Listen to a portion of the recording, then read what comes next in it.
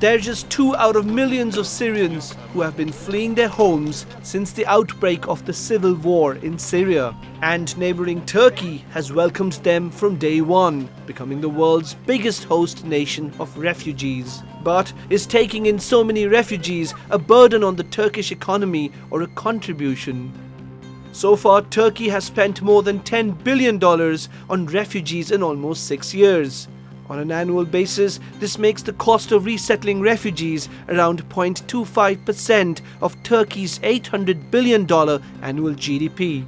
Looking at it from this perspective, it doesn't really put much pressure on the economy. But there are pluses and minuses for this Turkish hospitality which are particularly visible in the labour market. The chairman of the Istanbul Economic Research Association, Professor Mehmet Huseyin Bilgin, says one of the minus points is the effect they have on the labour market, particularly for people with less experience. When the firms employ the Syrian refugees, then they may increase the unemployment rates, because some Turkish unemployed especially young workers, they cannot find suitable jobs for them. And hiring Syrians caused some structural changes in the labour market as well. Associate Professor of Economics at Istanbul Medipol University, Dr. Hatice Karahan, says these changes have the most impact on areas they flow into. Refugees there cause considerable displacement of low-educated Turkish workers, especially in more informal sectors like agriculture. And as a result, the composition of the employed changes, with some implications on wages as well. An official working paper released by the Central Bank of Turkey suggests informal Syrian workers actually have a positive effect on reducing Turkey's inflation. Using a difference in differences strategy, we find that consumer prices have declined in the hosting region as a consequence of refugee inflows. The magnitude of this decline is approximately 2.5%.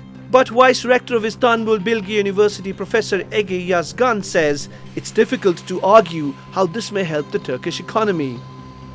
In those sectors, as you may guess, the level of wages are already very low. So therefore, the contribution that may come from the Syrian refugees by lowering wages further may be very limited.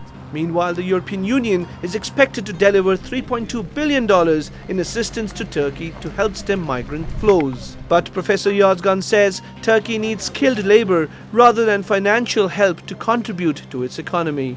European nations, especially Germany, try to keep the mass of Syrian refugees in Turkish borders, so therefore they may be able to select among them the skilled ones, and then left the remaining part, the unskilled, mostly, to Turkey.